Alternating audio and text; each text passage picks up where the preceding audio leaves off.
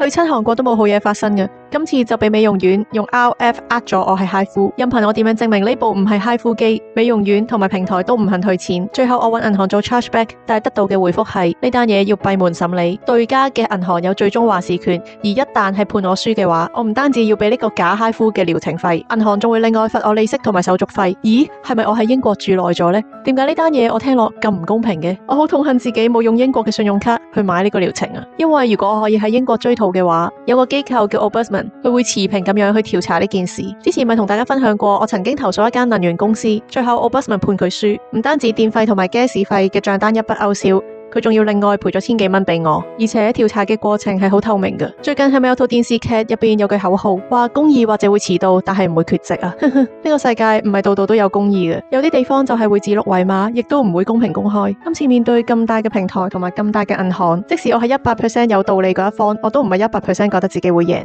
但係我嘅性格就係咁樣，由細到大，我覺得唔公平嘅嘢，就算我要花好多時間、好多精神，我都會去追討。平台 offer 用30% 嘅平台 credit 要我收聲，哇，乜咁睇我唔起啊！我以前好窮嗰陣都尚且冇為過錢妥協，依家更加唔會啦。況且呢一個都唔係錢唔錢嘅問題，而係你真係去詐騙顧客喎。仲有大家睇過嘅片，知道我呢幾年發生過咩事，就知我係幾憎人詐騙我噶啦。最後近年好多女仔都中意去韓國美容甚至整容，但係我真係勸大家三思啊！我今次呢間美容院都係好有名氣，好多好評嘅。不過因為單 case 都仲審理緊，咁就暫時唔開名住啦。留言話我知，你估我今次係贏定係輸啊？